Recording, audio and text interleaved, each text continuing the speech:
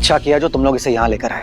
अगर ये खबर मार्केट में फैल जाती ना तो बहुत प्रॉब्लम हो सकती थी। जी डैड। बेटा मुझे शुरू से तुम पे नाज है क्योंकि तुम एक अच्छी इंसान हो, लेकिन आज तुमने पूरी सच्चाई से दोस्ती। Thanks dad. गॉड नोस कब हो जाएगा इस लड़की को।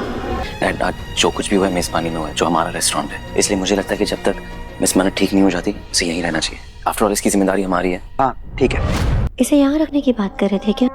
विक्रांत, मैं तुम्हारा कंसर्न समझती हूँ बेटा, पर मुझे लगता है इसकी फैमिली इसका ज्यादा अच्छा ख्याल रख पाएगी। मिस ऐश्वर्या आंटी प्लीज, मुझे इस बात पे कोई डिस्कशन नहीं चाहिए। जब तक मिस मन्नत ठीक नहीं हो जाती वो यहीं रहेगी एंड दैट्स फाइन।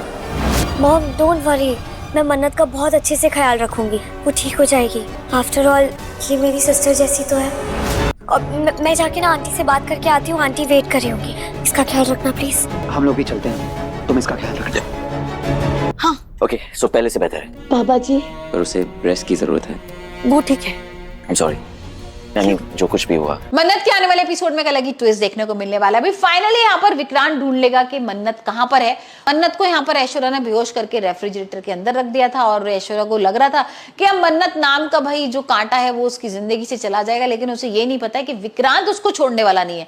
विक्रांत जब रेस्टोरेंट में आता है वो पता कर लेता है कि मन्नत कहाँ है। सीसीटीवी फुटेज में देखता है कि मन्नत तो भाई सुबह आई हुई थी, फोन भी उसका रेस्टोरेंट में मिल जाता है। यहाँ पर जो श्रुति की फ्रेंड है वो भी आ जाती है हंगामा करने के लिए। ऐश्वर्या को बहुत कुछ सुना देती है कि अगर हमारी मन्नत को कुछ हो गया तो हम छोड़ने वाले नहीं है तुम्हें। यहाँ पर ऐश्वर्या बोलती भी है लेकिन उसकी बोलती बंद कर देते हैं। और अब देखते हैं मन्नत किस तरीके से मिलती है। भाई यहाँ विक्रांत पहुंच गया है उसी रेफ्रिजरेटर के पास और यहाँ पर उस रेफ्रिजरेटर से मन्नत को निकालता है। मन्नत बेहोश पड़ी हुई है, ठंडी हो गई है बिल्कुल बर्फ के अंदर। उसको घर के अंदर लेकर आ रहे हैं, उसकी सब लोग देखभाल कर रहे हैं। और अब क्या करेगी ऐश्वर्या? क्या ऐश्वर्या का सच मन्नत को पता था? क्योंकि मन्नत जिस समय उसमें रेफ्रिजरेटर में थी ना, यहाँ पर ऐश्वर्या भी आ गई थी, ऐसे कुछ सीन्स दिखाए। तो ऐश्वर्या कहां से अचानक से आ गई थी? क्या ऐश्वर्या जानबूझ के यहाँ पर आई थी और उसको टॉर्चर कर रही थी, या फिर वो कोई सपना देख रही थी कि भाई ये सब कुछ दोबारा से ऐश्वर्या मैम ने किया? क्योंकि पहले भी वो ये कर चुकी थी ना, कॉफी में शराब मिला दी थी, यहाँ पर क्या हाल होती थी भाई मन्नत की। तो यहाँ पर वो सपना देख रही हो कि ऐश्वर्या आ गई, लेकिन हाल फिलहाल तो यहाँ पर वो बच के आ गई है। विक्रांत और सारे घर वाले उसे लेकर आ गए। श्रुति भी यहाँ पर आ जाती है और श्रुति की टकरार हो जाती है ऐश्वर्या के साथ। अब जैसी ऐश्वर्या श्रुति को देखती है ना, उसके होश उड़ जाते हैं। उसको ये समझ में नहीं आता कि ये यहाँ पर किससे मिलने आई है और मन्नत का क्या कनेक्शन है इसके साथ। क्योंकि भाई अभी तक तो उसको ये लग रहा था कि श्रुति यहाँ पर है ही नहीं इस वाले शहर में, उसको छोड़ छाड़ के चली गई और मन्नत को उसने जान से मार ही दिया था। तो फिर ये लड़की कौन है? क्या श्रुति ने शादी कर ली है?